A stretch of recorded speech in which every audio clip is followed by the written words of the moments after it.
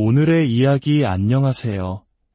삶이라는 여정 속에서 우리는 때로 예상치 못한 폭풍우를 만나기도 하고 끝이 보이지 않는 긴 터널을 지나기도 합니다.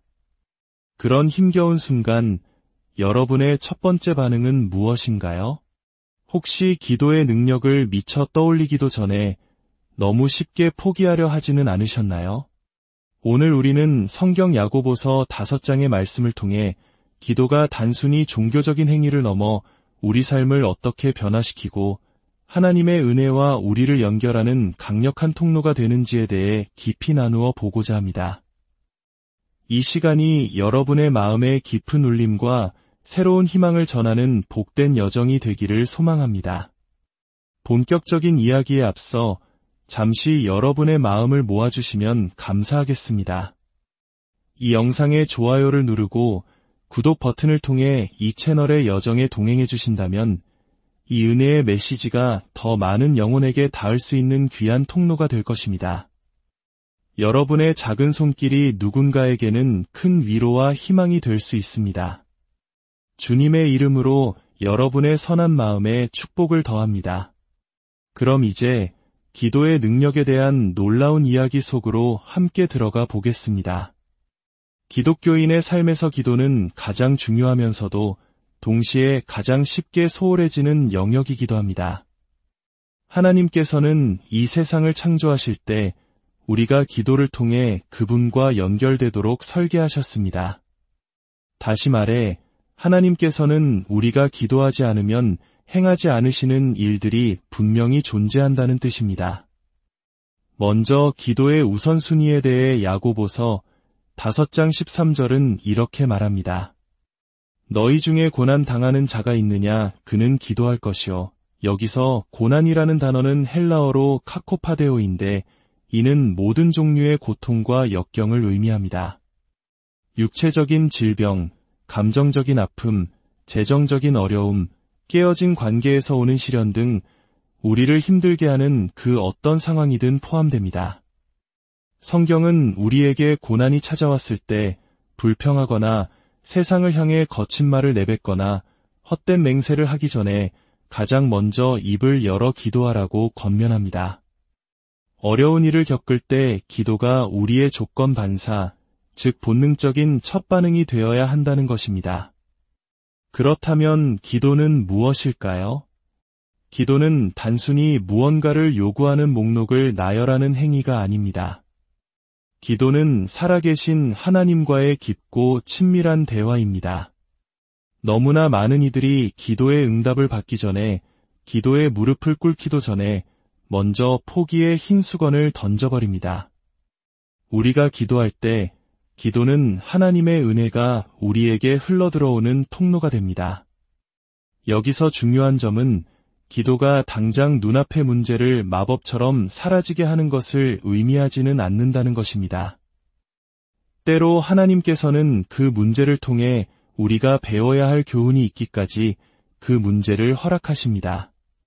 성경은 기도하면 문제가 즉시 해결될 것이라고 말하지 않습니다.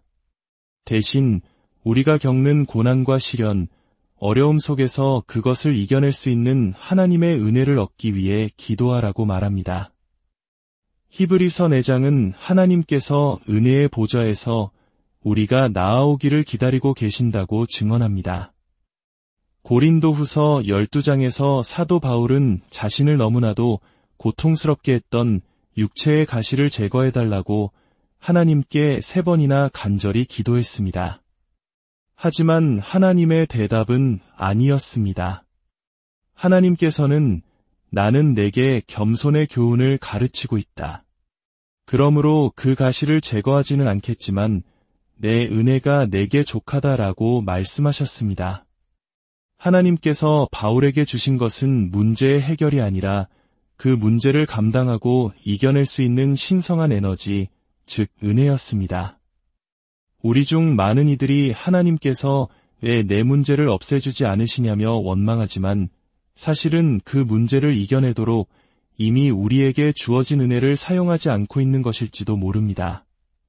지금 여러분이 어떤 시련을 겪고 계신지 저는 알 수 없습니다. 하지만 한 가지 확실한 것은 하나님의 은혜는 언제나 준비되어 있다는 것입니다. 단, 그 은혜는 오직 기도를 통해 나아갈 수 있는 은혜의 보좌 앞에서만 얻을 수 있습니다. 야고보서 13절은 또 다른 질문을 던집니다.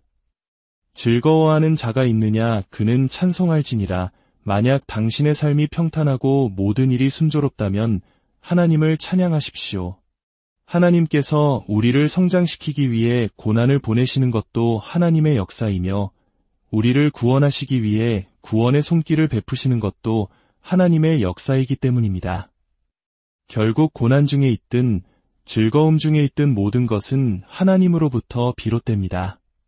그러므로 우리는 고난 속에서는 은혜를 구하며 기도하고 좋은 날에는 감사하며 찬양해야 합니다. 우리의 삶 전체가 매일 매 순간이 하나님과의 대화로 채워져야 하는 것입니다. 저는 이 말씀을 듣는 대부분의 분들이 기도를 더 많이 해야 한다는 사실을 알고 계실 거라 믿습니다. 기도를 더 많이 하고 싶으신가요? 라고 묻는다면 대부분 예라고 답할 것입니다. 그렇다면 무엇이 문제일까요? 우리는 기도를 원하지만 기도를 위해 계획하지는 않습니다. 만약 당신이 기도를 위해 시간을 계획하지 않는다면 사탄은 당신의 삶을 세상의 분주함으로 가득 채워 기도의 자리를 결코 내어주지 않을 것입니다. 사탄은 우리가 삶 속에서 기도의 습관을 기르는 것을 가장 두려워합니다. 식사 때 짧게 하는 기도나 잠들기 전 형식적인 기도는 두려워하지 않습니다. 그런 기도 속에는 진정한 소통이 없다는 것을 알기 때문입니다. 사탄이 정말로 막고 싶은 것은 우리가 하나님과 친밀한 소통을 나누는 기도의 삶 그 자체입니다. 여름 휴가를 생각해 보십시오. 우리는 몇 달 전부터 어디로 갈지, 무엇을 탈지, 비용은 얼마인지, 숙소는 어디로 예약할지 꼼꼼하게 계획합니다. 이 땅에서 잠시 머물다 사라질 여행을 위해서도 이토록 철저히 계획하는데 영원한 하늘과 연결되는 기도의 시간을 위해서는 얼마나 더 신중하게 계획해야 할까요? 당신의 기도 계획은 무엇입니까? 이제 성경은 기도하는 사람들에 대해 이야기합니다. 14절은 조금 어려운 구절일 수 있습니다. 너희 중에 병든 자가 있느냐? 그는 교회의 장로들을 청할 것이요. 그들은 주의 이름으로 기름을 바르며 그를 위하여 기도할지니라. 먼저 병든 자라는 말에 주목해야 합니다. 여기서 사용된 헬라어는 아스데네오로 단순히 육체적 질병뿐만 아니라 연약함을 의미합니다. 어떤 종류의 연약함이든 포함될 수 있습니다. 13절에서 말한 고난이 지속되어 우리를 완전히 지치게 만들고 쇠약하게 하여 마침내 무릎이 꺾이는 상태를 말하는 것입니다. 이것은 13절의 상황과 미묘한 차이가 있습니다. 13절에서는 고난 속에서도 스스로 기도할 힘이 있었습니다. 그러나 14절의 상태는 너무나 연약해져서 스스로 기도할 힘조차 없을 때입니다. 기도를 하려고 해도 마음에 집중이 되지 않고 절망감에 압도되어 버린 상태입니다. 우리 모두는 삶에서 이런 순간을 경험해 본 적이 있을 것입니다. 성경은 바로 그럴 때 영적인 도움이 필요하다고 말합니다. 교회의 장로들을 청하라, 즉 영적인 지도자들과 기도 공동체의 도움을 요청하라는 것입니다. 당신이 너무 약해져서 할 수 없는 그 기도를 믿음의 공동체가 함께 감당해 주는 것입니다. 그리고 본문은 주의 이름으로 기름을 바르며 기도하라고 말합니다. 기름을 바르는 행위는 무엇을 의미할까요? 당시 기름은 다양한 용도로 사용되었습니다. 지친 사람을 상쾌하게 하기 위해, 몸단장을 위해, 그리고 선한 사마리아인의 비유에서처럼 상처를 치료하는 약으로도 사용되었습니다. 즉, 기름을 바른다는 것은 단순히 신비로운 의식을 행하는 것을 넘어 기도 공동체가 연약해진 지체를 위해 할 수 있는 모든 실질적이고 구체적인 도움과 격려, 위로를 제공하는 행위를 상징합니다. 물론 기름은 성경에서 하나님의 주권과 임재의 상징으로도 사용되었습니다. 다윗이 시편 23편에서 주께서 내 머리에 기름을 부으셨으니 라고 고백했을 때 이는 하나님께서 문자 그대로 다윗의 머리에 기름을 부으셨다는 뜻이 아닙니다. 목자가 상처 입은 양의 머리에 기름을 발라주듯 하나님께서 고통 속에 있는 다윗의 삶에 찾아오셔서 위로와 격려로 회복시키셨다는 의미입니다. 교회의 역할이 바로 이것입니다. 연약해진 성도를 위해 함께 기도할 뿐만 아니라 교회가 가진 자원을 통해 그들의 삶에 실질적인 도움과 격려를 베풀어 다시 일어설 수 있도록 돕는 것입니다.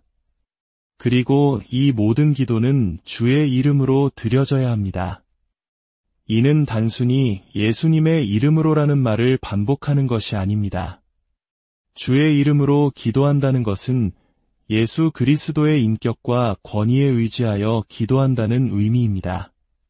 그분의 성품에 기대어 그분의 권능을 힘입어 하늘의 보좌로 나아가는 것입니다. 예수님의 이름은 우리가 가진 능력보다 더 큰 힘에 접속할 수 있는 열쇠와 같습니다. 마지막으로 성경은 우리에게 기도의 약속을 보여줍니다. 15절입니다. 믿음의 기도는 병든 자를 구원하리니 주께서 그를 일으키시리라. 여기서 병든 자는 지치고 쇠약해진 자를 의미하며 구원하리니는 회복시킬 것이다라는 약속입니다.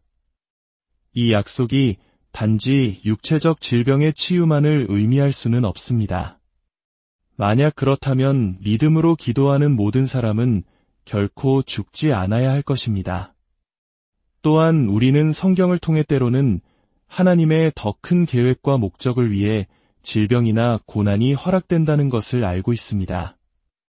이 구절의 핵심적인 약속은 이것입니다.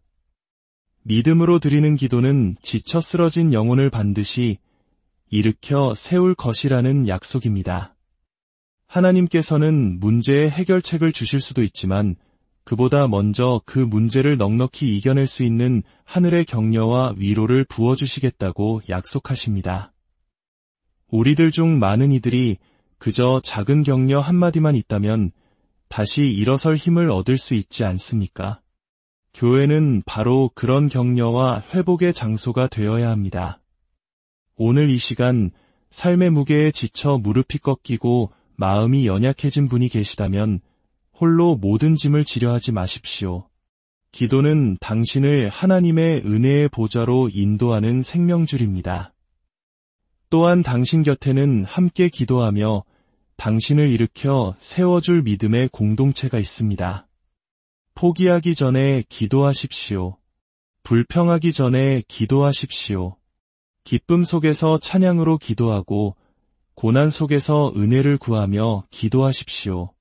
당신의 기도를 통해 하늘의 문이 열리고 당신의 삶에 하나님의 놀라운 능력이 임하게 될 것입니다. 주님의 이름으로 여러분을 축복합니다.